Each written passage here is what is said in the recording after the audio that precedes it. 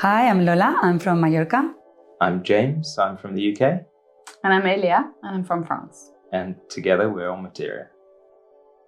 As OnMateria, we're very much focused on sustainability in tackling our design challenges. Together, I think we bring different elements of that, whether it's designing systems or looking at new materials or circular thinking. Together, these help us really bring a new dimension to design. So we met each other during our masters at ECAL, and by chance we moved here to Sweden. They moved to the south, I moved to Stockholm, and by starting to collaborate little things, we decided to create OnMateria together.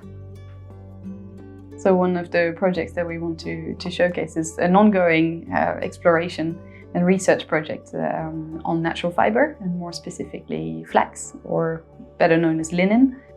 In the flax, in the natural fiber itself, we've been looking at the whole plant, the linen plant. So from the seed, where you can get the oil that then you can turn into composites, but also the fiber itself that then can be used as a material that can strengthen the composite material.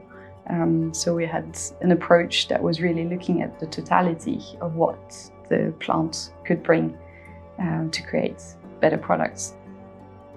So we have been trying to apply this research mostly in sport equipment, as it's a sector that uses extensively toxic materials as carbon fiber, and it needs at the same time a very performative material. The normal construction of a snowboard is very much about layers, and normal materials that you might use are glass fiber with a foam core, and that's all bonded together with quite toxic resin with some metal components in there that cannot be removed. What we do differently is that we look at those layers, and starting with the core, we replace that maybe with an aspen or a balsa. It's very lightweight.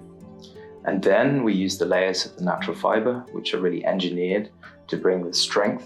So we have that 45 degrees at the bottom. On top, we have something that is strong in 3 directions, and that brings performance. All of this is sandwiched together in our version with a thermoplastic. The thermoplastic is a really good alternative to resin because it could be more impact resistant, but also at the end of life it could be recovered or even composted.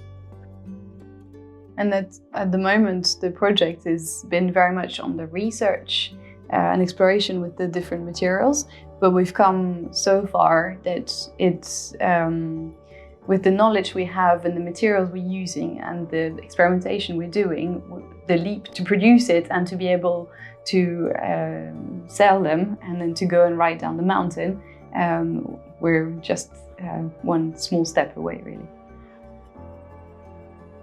Being a designer puts us in a unique situation almost, that we touch so many different areas and industries that we are able to be the bridge or the portal for different industries to connect, to find new solutions, whether it's from an artistic perspective or really making very technical things very understandable to normal people.